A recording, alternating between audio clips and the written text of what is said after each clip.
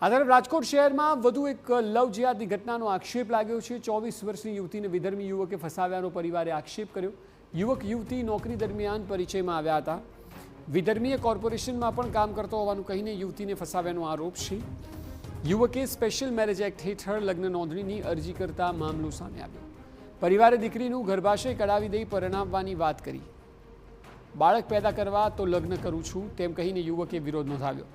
જ્ઞાતિ અગ્રણીઓની મદદથી યુવતીના પરિવારે લગ્નનું રજીસ્ટ્રેશન કેન્સલ કરાવ્યું છે। હાલ ભોગ બનનાર યુવતી નારી સુરક્ષા ગૃહમાં છે। યુવતીને પરત સોંપવામાં આવે તેવી પરિવારજનોની માંગ છે। સમગ્ર મામલે હિન્દુ સંગઠનો પણ મેદાનમાં આવ્યા છે। યુવક અને યુવતી બિગ બજારમાં સાથે નોકરી કરતી વખતે પરિચયમાં આવ્યા હતા। યુવતીના પરિવારજનોનો આરોપ છે કે યુવક ખાલી સાઈડમાં અહીં કામ કરે છે, બાકી તો કોર્પોરેશનમાં તેનું કામ ચાલી રહ્યું છે તેમ કહીને યુવતીને ફસાવી હતી। યુવકે કહ્યું કે લગ્ન કરવા જ છે, ત્યારે યુવતીના પરિવારમાં કહ્યું કે અમે દીકરીનું ગર્ભાશય કઢાવી દીધા બાદ લગ્ન કરાવીશું। ત્યારે આરોપ છે કે વિધર્મી એમ કહ્યું કે દીકરીનું ગર્ભાશય કઢાવશું તો શું કામ, તે તો બાળક પેદા કરવા માટે લગ્ન કરવા માંગે છે। એના પહેલાં અમને ખબર પડી કે એ લોકો મેરેજ કરવાના છે, એટલે અમે મૈત્રી કરાર છે ને એની પાછો ખેંચાવી લીધો।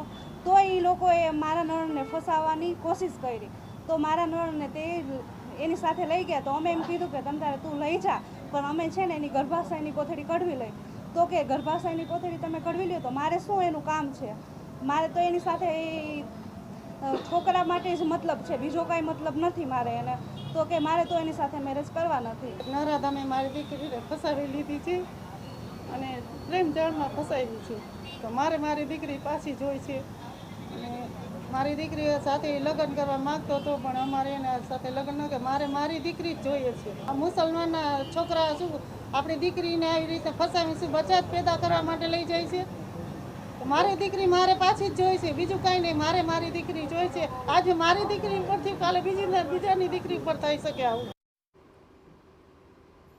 હાલ પીડિતાને નારી સુરક્ષા ગૃહમાં રાખવામાં આવી છે, જેને સત્વરે પરત સોંપવામાં આવે અને વિધર્મીને સજા થાય તેવી માંગ છે। સમગ્ર મામલે હિન્દુ સંગઠનો પણ મેદાને આવી ગયા છે અને બાળકો માટે જ વિધર્મીઓ હિન્દુ યુવતીઓને ફસાવે છે તેવો આક્ષેપ કર્યો।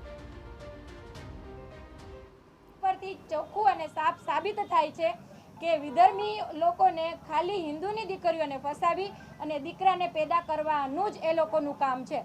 બાકી એ લોકોની હિન્દુની દીકરી ઉપર કોઈ પણ જાતનો નથી પ્રેમ કે નથી એ લોકોની જાતને એ લોકોને કોઈ કે આપણે એને પત્ની તરીકે સ્વીકારીએ। ખાલી ને ખાલી માત્ર એને 2-3 વર્ષ સુધી સાચવી અને પછી દીકરા પેદા કરી અને પછી એને ગમે તે જગ્યાએ એ લોકોને વેશ્યાવૃત્તિમાં વેચી નાખે છે।